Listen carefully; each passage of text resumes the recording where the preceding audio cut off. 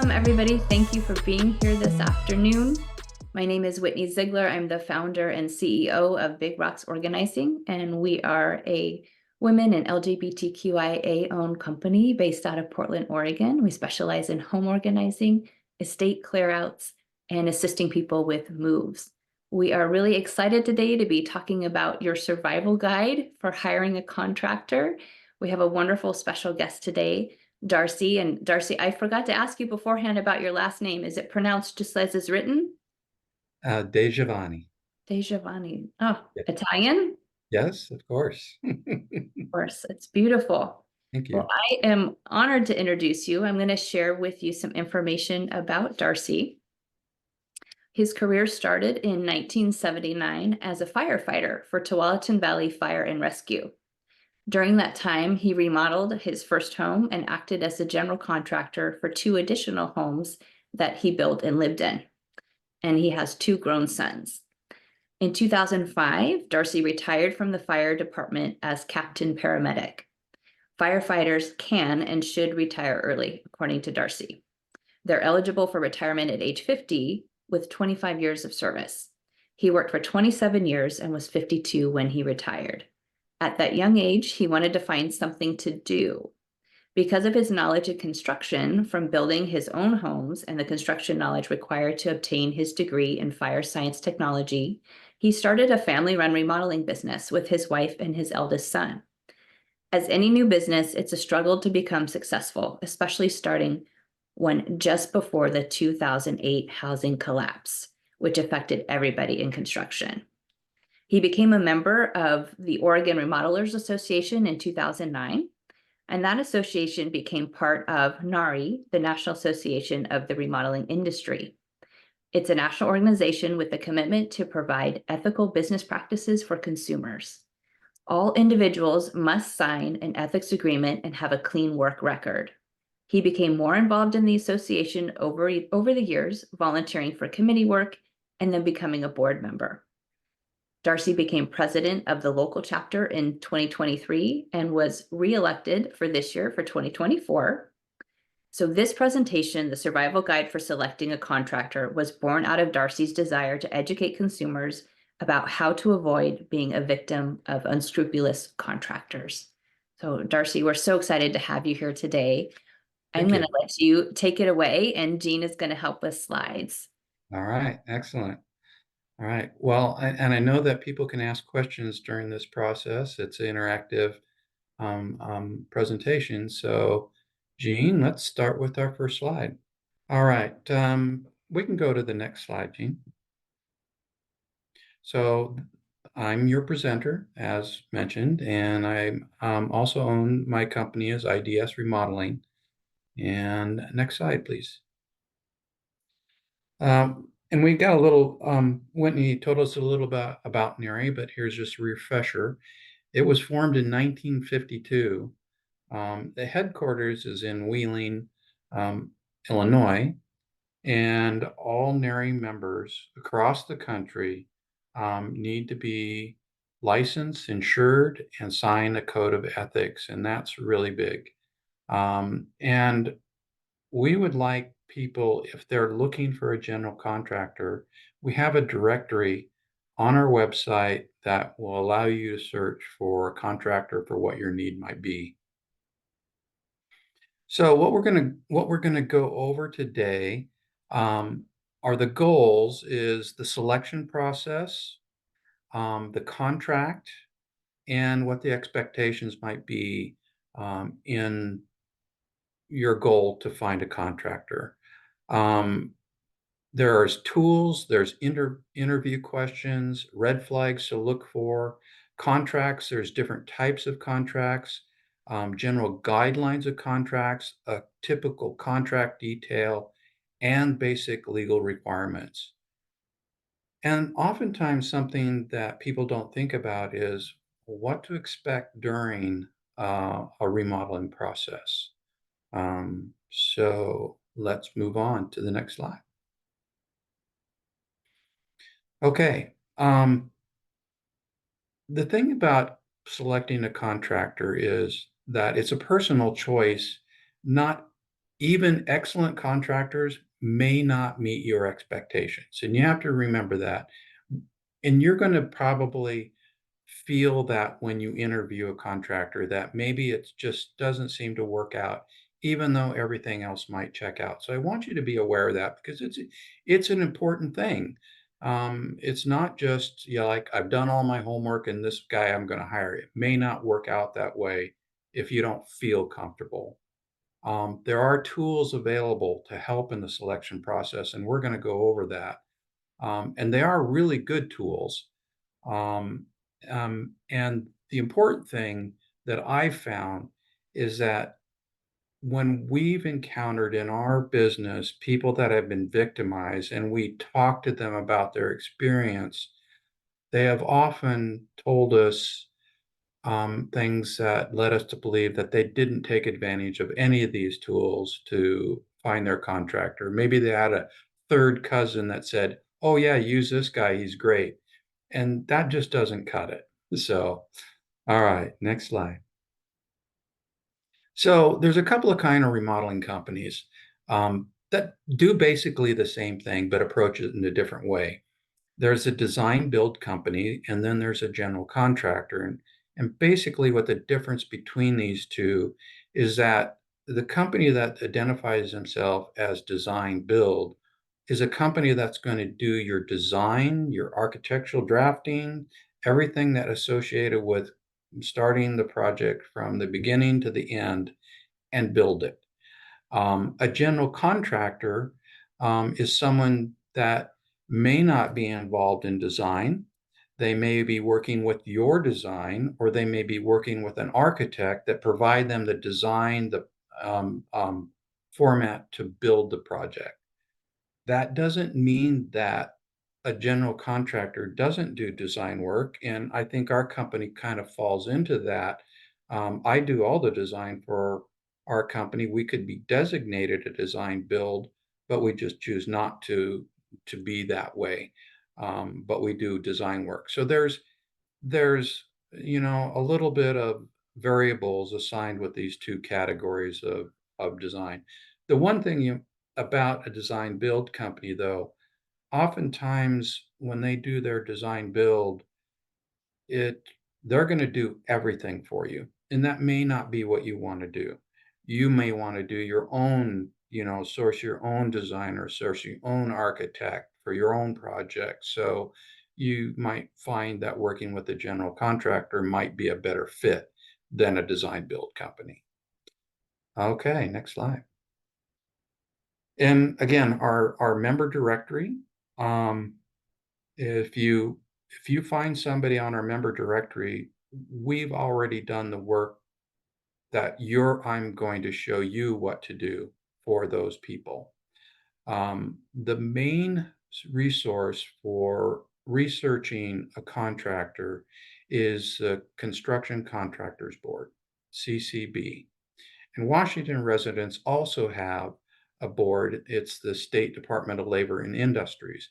They work similarly. They look completely different as far as the interface goes, but they're a great tool, and we'll get into that a little bit more. Referrals.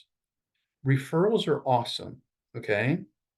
If you can, and if you are interviewing a contractor and they say they can't provide you referrals, then that is a red flag.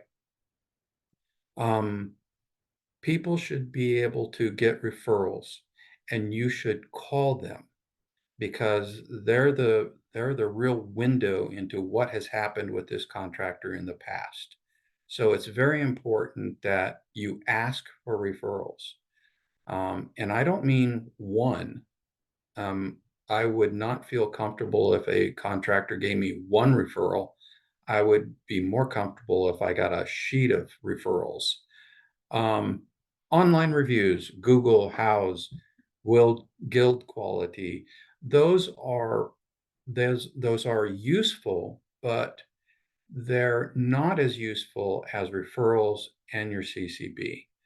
The Better Business Bureau is another organization out there that people will look at, but I will tell you this, that the Better Business Bureau people contractors to pay to be on the Better Business Bureau.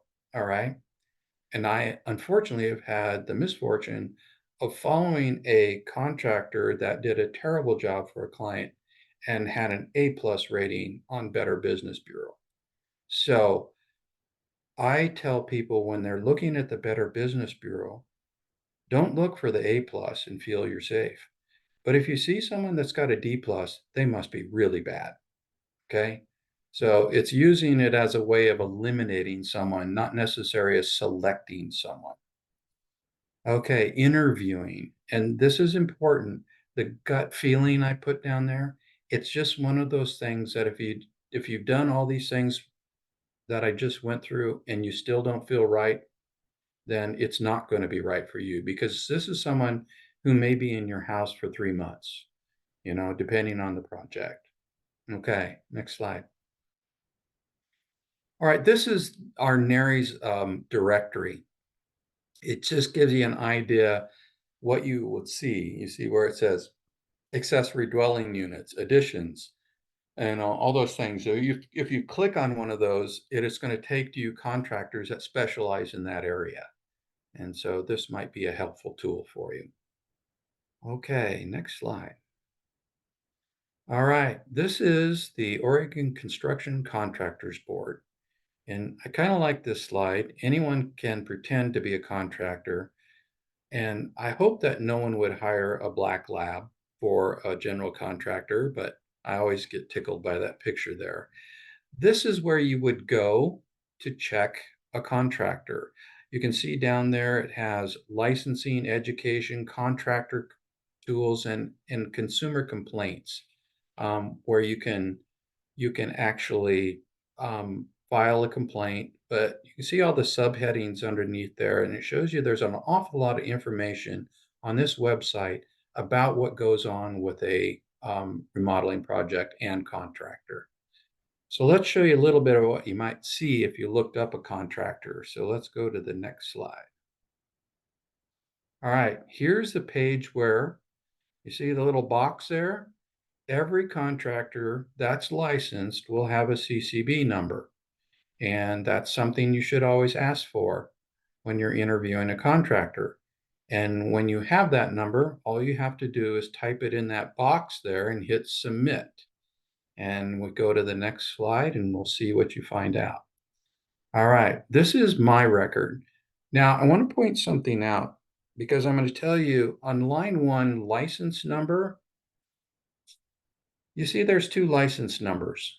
And sometimes that's bad and sometimes it's not. For us, it's not because when we first license, we licensed as an LLC.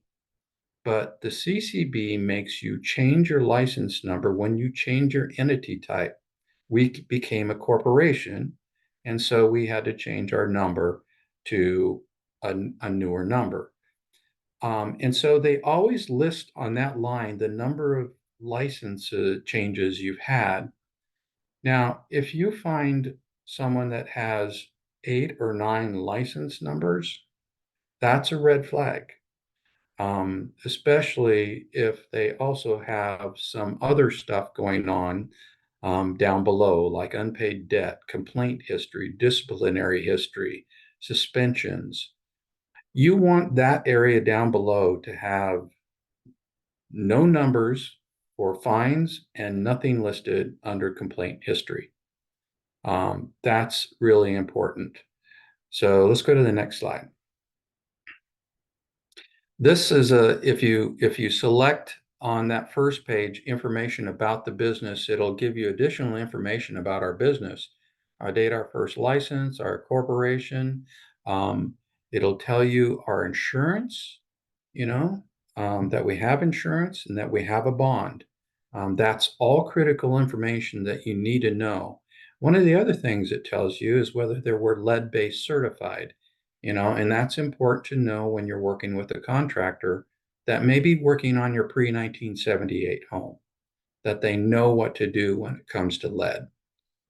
All right, next slide. This is the Washington's lookup screen. Very similar, that you put in the number and you can look up a contractor for Washington.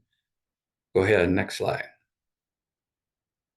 All right, questions to ask. How long have you been in business?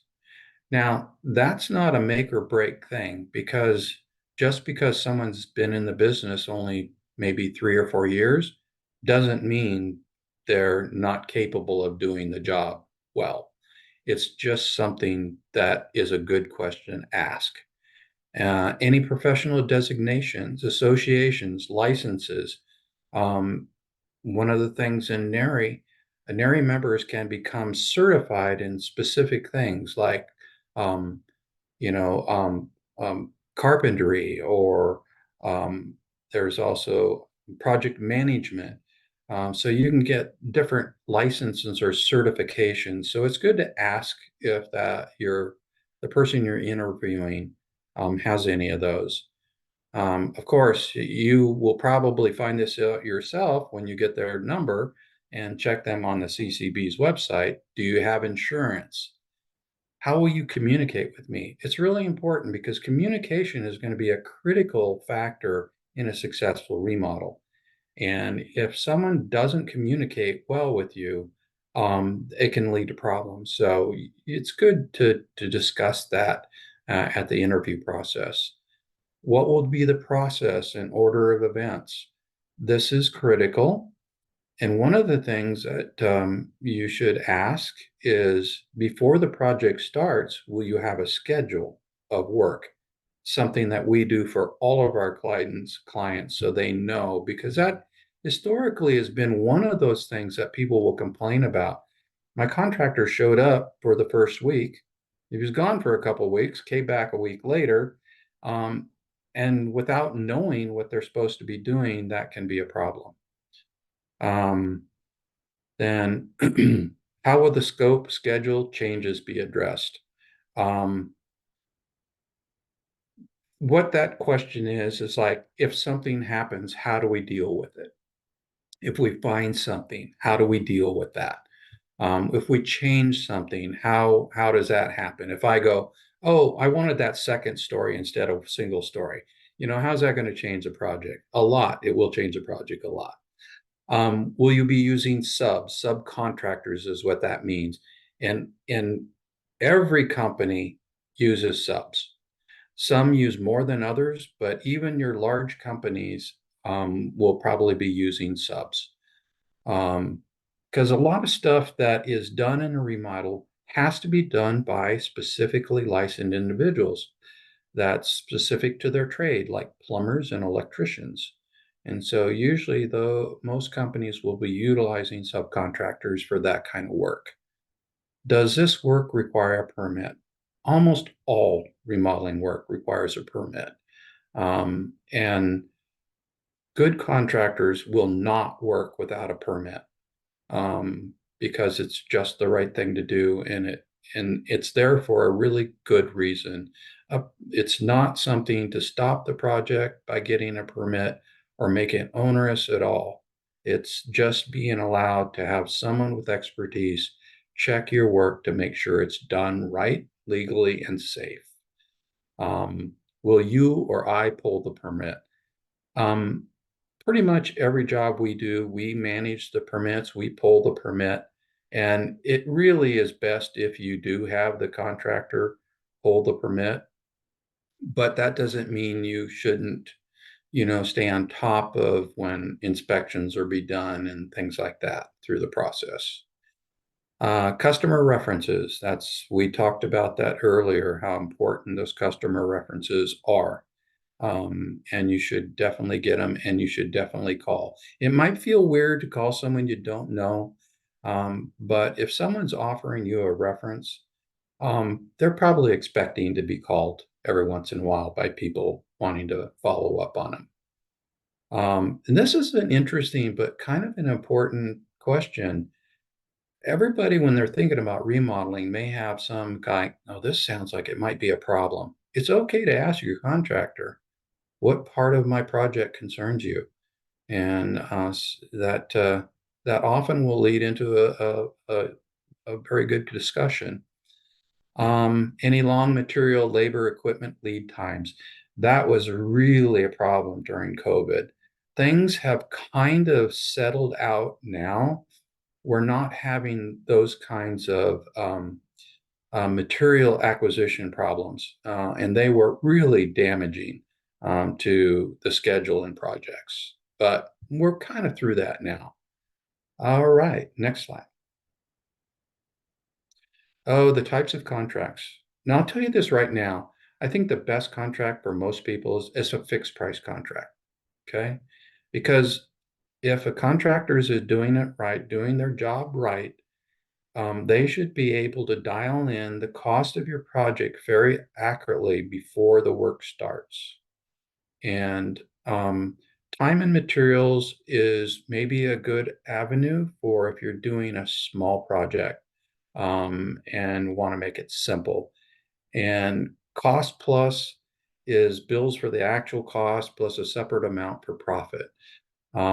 These are all things, these last two are probably good for smaller scope projects. But if you're doing a major remodel, like a kitchen remodel, you want someone to do the legwork to get you a good solid price on the project.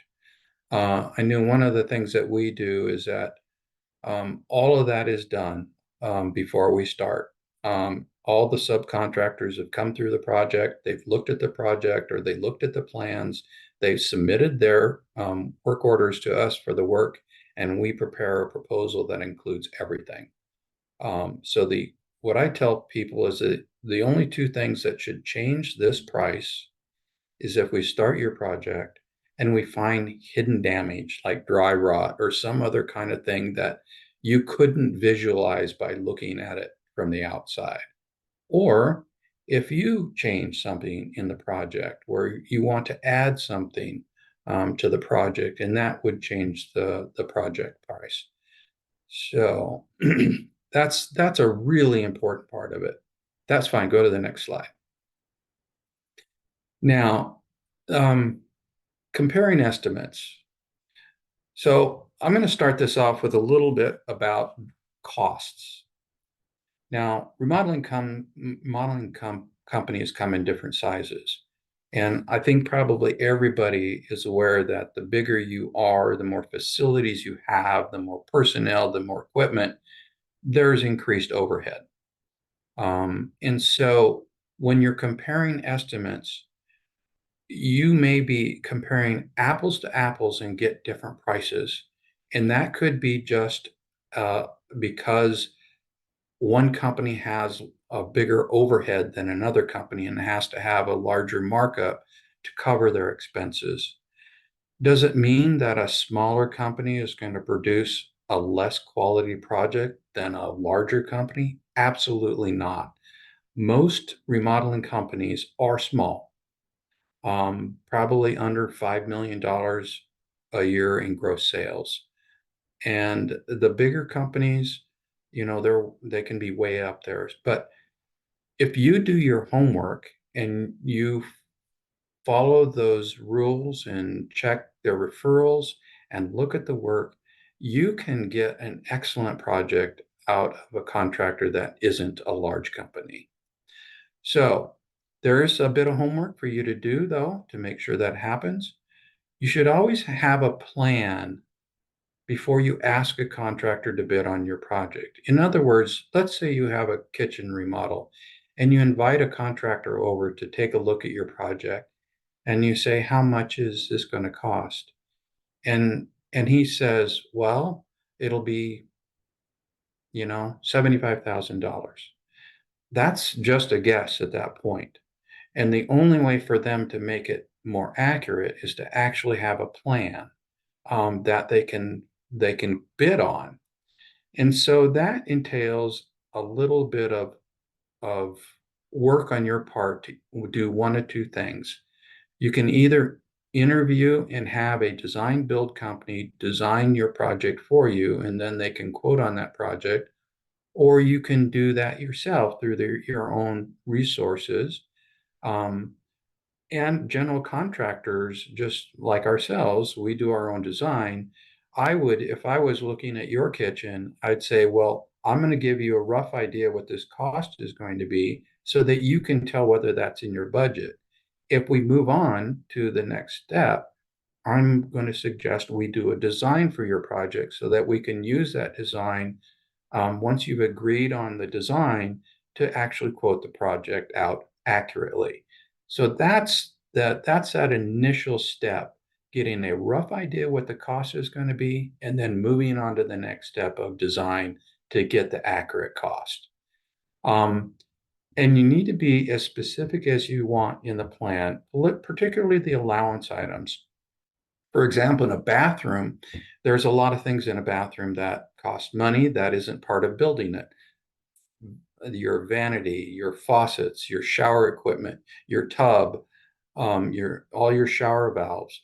Um, if you can identify those early, or at least pay attention to what the contractor will put in the proposal for an allowance amount for that idea or for that project, you'll be better off in the long run, because a lot of times contractors may um, lowball those allowance amounts, um, for you only to find out later that there are not enough money to cover what would be a decent quality fixture. And so it's important that you talk about allowance amounts, with your contractor. Clarify if you will own the design after it's completed. Design build companies, you won't own the design after it's done. With someone who is going to do that separate from the building of your project, you can definitely own that design. And this is just something for you guys to decide on.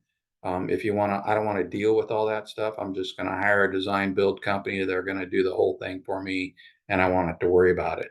But just understand that you won't own that design in case something goes south with that relationship. You may have to start over again.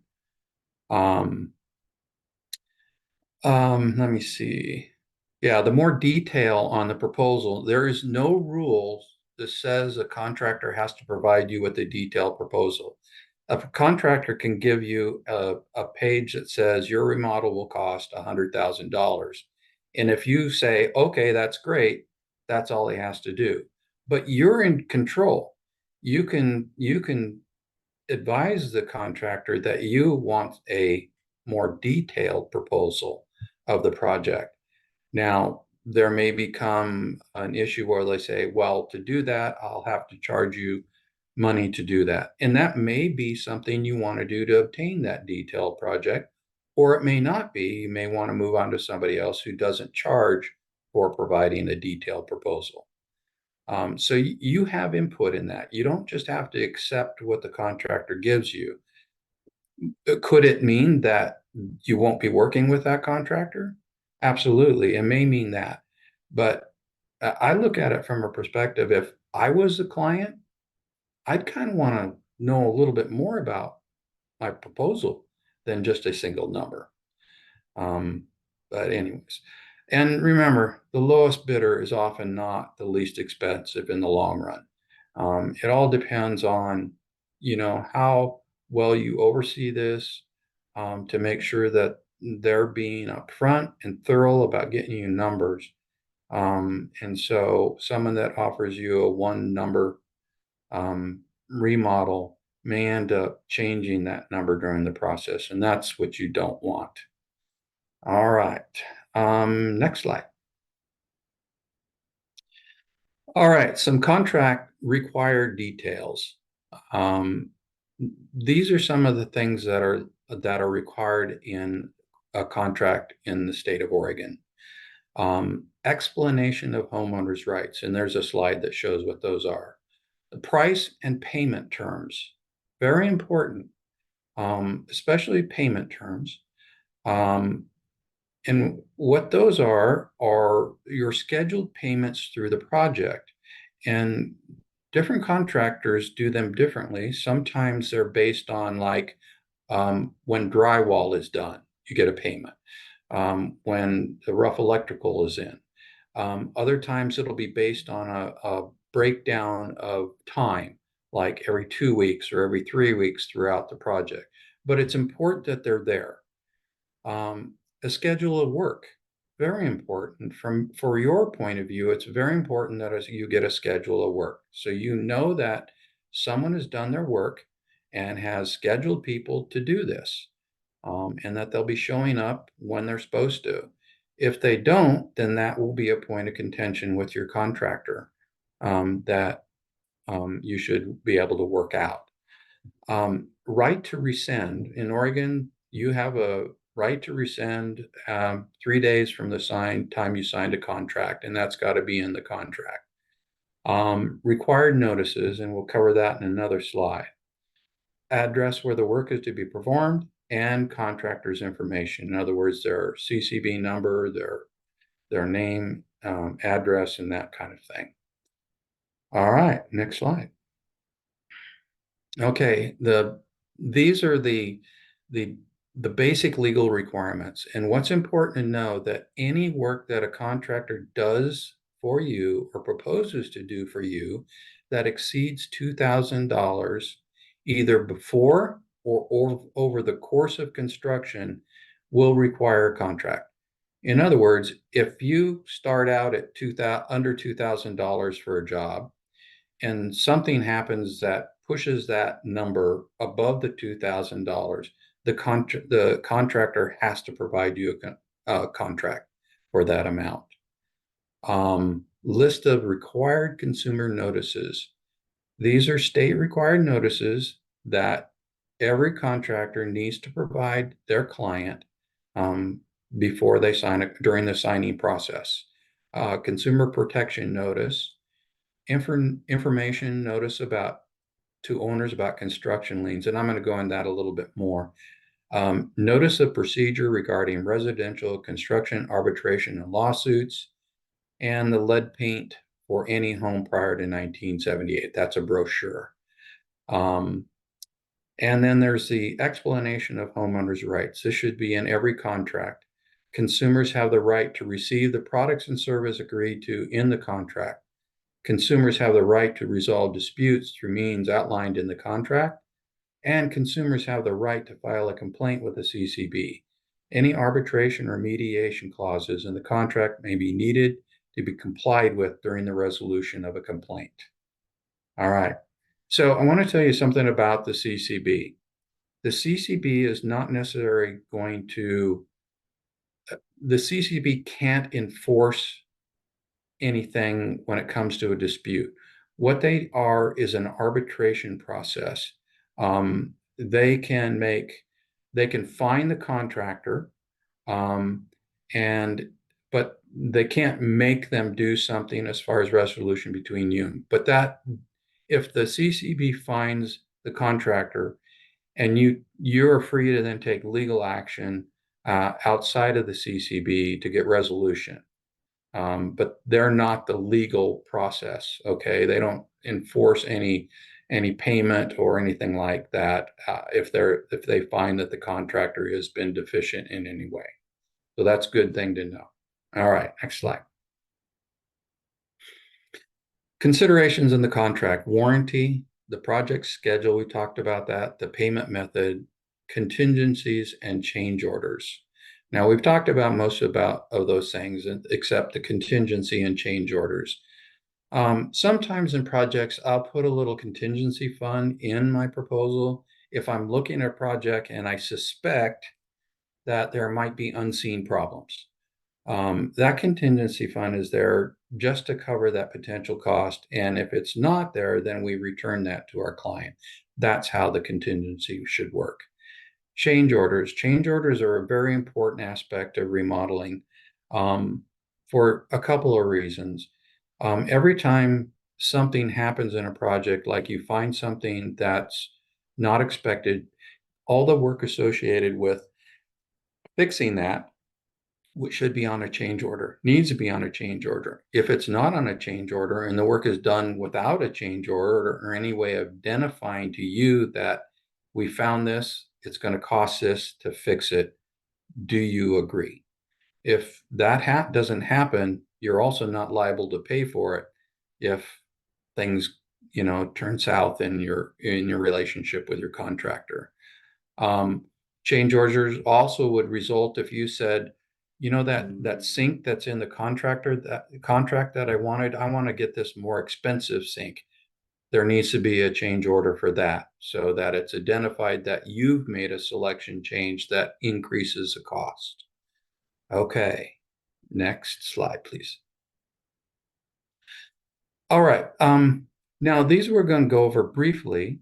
The Consumer Protection Notice is basically information about, so you're working with a contractor. Here are some of the guidelines you should be aware of when you're working with a contractor. And the contractor is required to send you this notice. Next slide.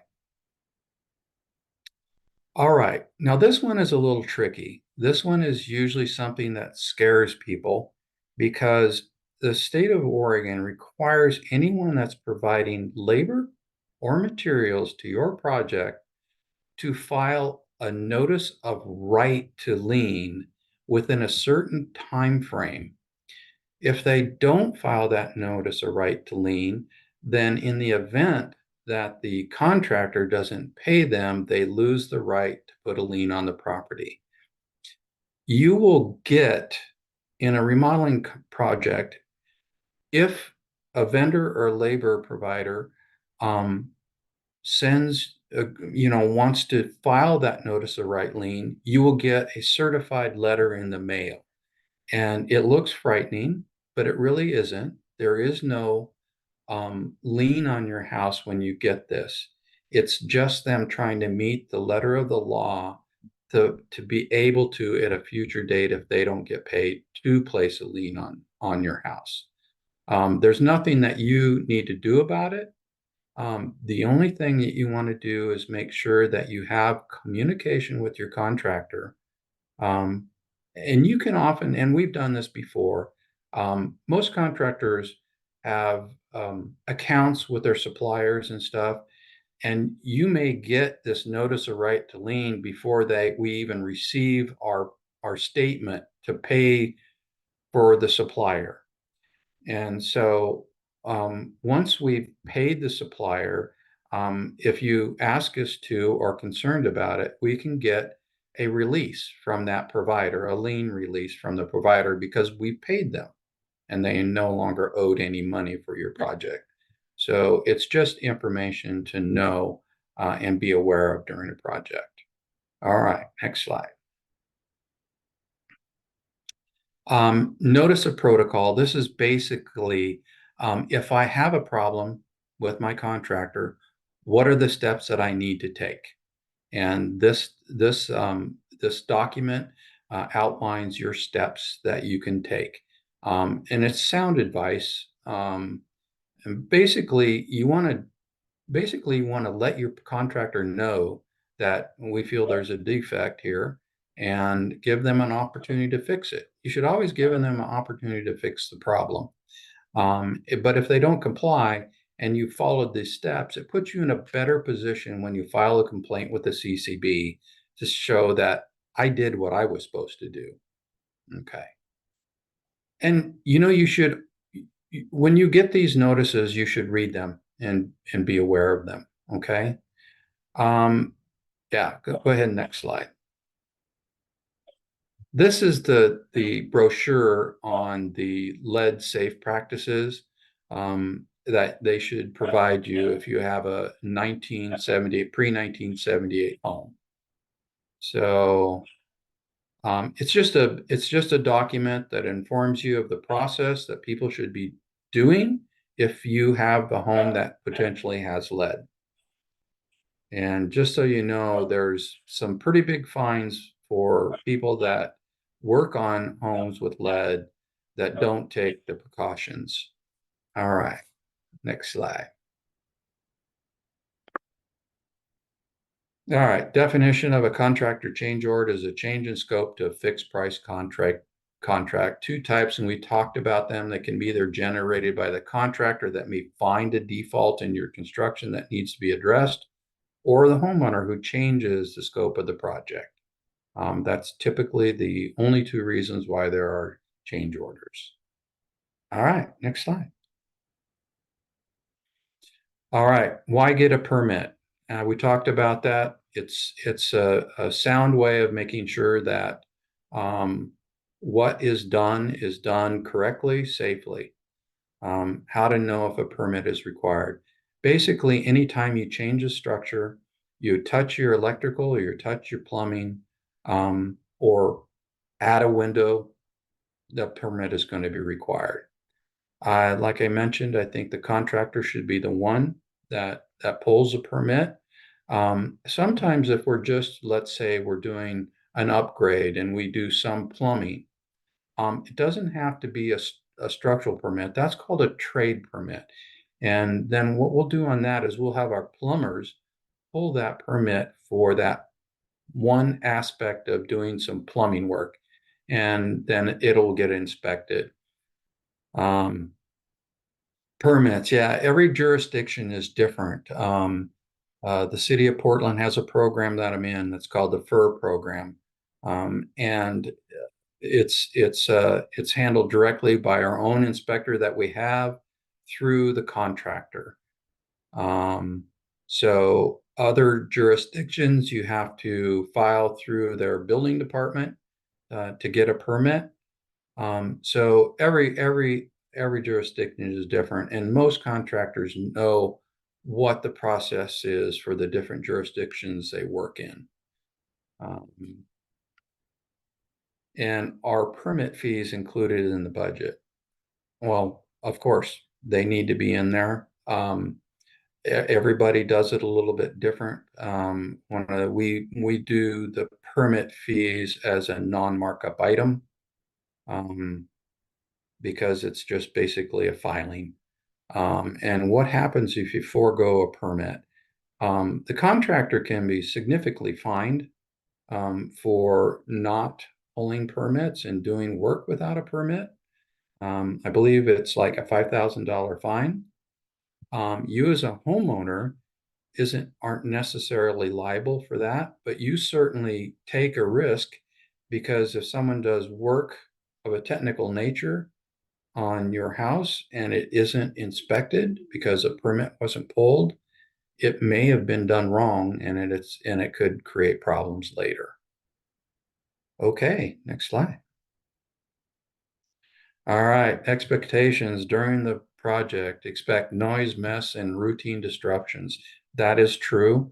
All contractors try to minimize the mess and noise and everything like that. But when you're tearing apart a house, it's hard to be, quiet about it sometimes. Expect to make decisions throughout, not all done up front. This is a good thing to remember, because as a project unfolds, things may come up that change the details of what we're doing. And so we'll often have communications with clients when we encounter something, say, what do you want to do about this? And so you can expect to have decisions that you need to make throughout the project. Um, Expect the unexpected. Yeah, that's good to do that. Hopefully, unexpected doesn't happen, because nobody likes the unexpected, the contractors or the clients. And delays can happen. That was a pretty significant thing during COVID, where delays were associated with unexpected material unavailability, that you wouldn't even imagine would be unavailable until you tried to get it and then went, what? You're kidding me. Um, Change orders, and we've talked about those enough. Take or request progress photos. You should always take pictures of your projects going through. I know that a lot of our NARI contractors will be doing before and after photos, because a lot of us submit for awards for projects we do, and that's going to be a requirement. And when we do that, we always give our clients the finished professional photographs of their project so they can have them. Okay, next slide. All right. Yeah, to make sure your model goes smoothly, figure out what is most important to you and be able to communicate that to your contractor. And that's good. And that should be something that a contractor is also asking you for. Um, but it is really helpful for clients to have timely decisions about things. Um, we try to get those decisions about things and projects in advance. Um, and we try to inform our clients how important these decisions are to avoid any delays. And so you can be very helpful in this process about, engaging early and making decisions about things about your project. And that will definitely help it make it goes better. And timely payments. If there's a schedule built for payments, to be timely on your payments to the contractor, as long as they're meeting their schedule requirements, um, they will expect a timely payment. All right, next slide. And after the project, finishing touches, final cleanup, warranties, permit closeouts, and final payments. Those things, you should be making a final payment when the project is completed, not before. So you want to be in control of that. Ensuring that all the permits have been done. That information should be available to you by asking your contractor. And also the inspections are filed with the city of Portland. Warranties should be in the contract, what the warranty is for the project. And you should ask, when my project is done, is it going to be cleaned up? And everybody should be doing that. All the contractors should be including that at the end to clean it up. So, okay. Well, we haven't had a lot of questions yet. Maybe I'm doing a good job or everybody's falling asleep. I'm not sure. So I think, is there one more slide? I can't remember. Yeah, questions. See? Hey, if there's any questions, great. I'm happy to answer them. But you can also visit our webpage for more information too. So, Thank you so much, Darcy. That was really informative, and there's a lot of parallels with our process too when we do large projects with as a professional organizing team. So that was neat to see as well. okay, cool. It looks like Kayla has a question. Hi, Yeah, Kayla. hi. Thanks for sharing kind of potential questions to ask a contractor. I was curious if there's any kind of examples that a good contractor would have like questions for you since you're kind of mutually, interviewing each other to see if it's a good fit. Um, Generally, always the contractors are all, excuse if you can hear that noise, my dog wants in. She's a little impatient. Contractors oftentimes, when you're interviewing contractors, contractors are oftentimes interviewing the clients. Because on the flip side of the unscrupulous contractors, we also sometimes have to be careful of the clients that we work with to make sure that they're a good fit for us. And so, yes, we'll be looking out for that too. And we talk to our clients about their expectations, you know, and sometimes we can get a good feel about clients through those questions. We have a question in the chat, Darcy, from Jane, who's asking, can you tell us what does that mean when you own the design? Ah, well, I'll give you an example. For example, the way we do it is that if I go interview a client, and they want to do a kitchen remodel, and I say, well, here's how much the rough estimate would be. The next step would do a design. And then the way I do it is I do a pre-construction agreement with our clients where I charge them for the design. And the design will be complete and include a proposal. But once it's done, they paid me for that design. It's theirs. There's no obligation for them to proceed into the work phase with me. Obviously, we hope that's what happened. That's what we're here to do. And we hope by going through that process, we would prove to them that we're the contractor they want to work with. But by owning that design, then they have it to go to another contractor and say, here's my design. This is what I want to build. And then they can do a quote off of that. So it's kind of beneficial from the client's perspective to do that, because then they're going to be asking contractors to bid on apples to apples. on their project. Thank you for that. Andrea has a question. She said there are protections in place for the homeowners. Are there also protections in place for contractors aside from the lien that you mentioned? Well, the contractor kind of gives, or the contract is the protection for the contractor. When you make the contract, it's basically saying you're agreeing to pay this much money in this kind of a fashion for us doing this part of the work. If a client fails to, perform to that contractor, then that's their protection, that they try to enforce that on the client. Um, um, and that's their only protection in the process. Thank you. Do we have other questions for Darcy? I have a question. I'm curious what kind of information or what information is it helpful to have as the homeowner going into a meeting, like square footage, when the house was built, what kind of things like that do I need to know, and which kinds of things do I not have to worry about? Well, typically there's information out there. I mean, it's always nice to know when your house was built so you can share that. But a lot of times if I'm working in the city of Portland and I'm going out a meeting with the client, um, I can check in the Portland maps and find out when the structure was built. That's important information for me that I get in advance, but it's also something you could share because it does have value. I think what's important to to be prepared in this meeting is kind of like what your vision is, what you want out of, how you want this project to look. Those kind of, that gives the general contractor an idea of what you're going for. Um, and you don't have to know the structure you're building.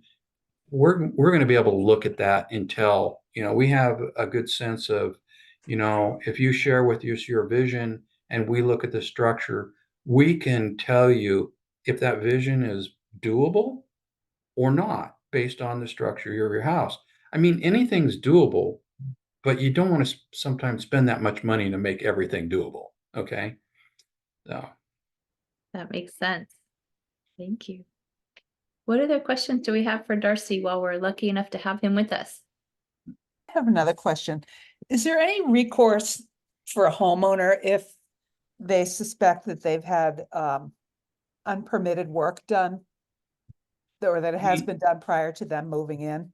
Or do they oh, just have to oh, pay you it? mean if it's been done and they're gone and like maybe you're buying a house and Yeah. you suspect that maybe some work was unpermitted. Unfortunately, very little. Um, we've experienced that, and it's very difficult to track that or go back and prove that. Um, so I wish there was a better answer for that. But the city isn't great on doing stuff about that. Now, with the exception is if something was done to your house, you know who did it, and it caused harm or damage, Mhm. then I'm sure you could hire an attorney to look into what your options would be. Um, Yeah. it's trying to connect that to a person, which sometimes is a challenging Yeah. thing. Yeah. Thank you. You bet. What other questions do folks have for Darcy? Darcy, before we started the program today, you were telling Jean and I about HIR. Do you like Oh, to tell yeah. us a little bit about that?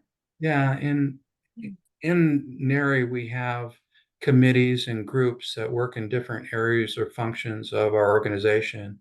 And one of the groups that was formed recently, about a year ago, was called HIR. It stands for Humans Impacting Remodeling.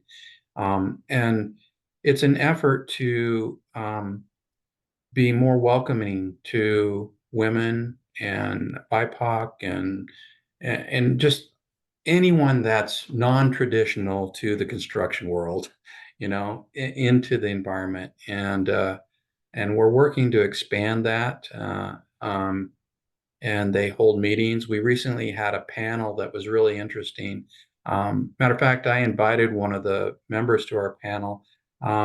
She was a electrician in a company that we started using many, many years ago. And she started as an apprentice, became a journeyman, and recently became the owner of the company. Nice. And so we invited her to this panel along with several other of our female owners, and it was really a great interview, a great panel event. So that's the kind of things that we're working on. So. And the HIR group, her, has a happy hour next week. Is that right? Yes, there is. I think it's the 12th, and I would have to look for sure, but it's on our website, and guests are invited. You don't have to be a member to attend, but you can register as a guest to attend that meeting. Great. I'm going to do my best to be there. I think that'll be really interesting and fun. Yeah. Yeah, we have a comment from Andrea, who says, "This was so enlightening and useful. Thank you so much, Darcy." Oh, you're welcome. And then one last question here from Ellen. What if a contractor answers yes to the question for any civil penalties or other sanctions under the CCB? What if there's a yes on their record? There's a couple of options. You can look at the whole of their record. If they have like one incident, I would definitely consider investigating what that incident was. Obviously, you want it to be completely clean, but it doesn't mean that if there's one incident, you should absolutely avoid them. I would look into it a little bit more. But sometimes an incident could be a $50,000 fine, okay, or something like that. You need to run away on something like that. So it just depends on the amount of the incident. And so, yeah, most quality contractors do anything in their power to keep anything off their record. So, yeah. Thank you for that great question, Ellen. We are already at the top of the hour. This flew by. Thank you for the wonderful information and for fielding our questions, Darcy. You're welcome. Appreciate having you here. Next month, we're going to be meeting on a different date and time than usual. It's going to be Wednesday, April 17th. We're doing a lunch and learn from 12 to 1, and it's going to be on how to right size your life with ease. And so our team will be hosting that, and we're co-hosting with a realtor named Amy McMahon. So we're excited to partner with her on that. And please bring your questions about how to right size and edit. We'll see you back here April 17th from noon to 1. And Darcy, thank you again so much. I hope you have a great evening, and I hope everyone has a wonderful night. All right. Thank you. Bye now.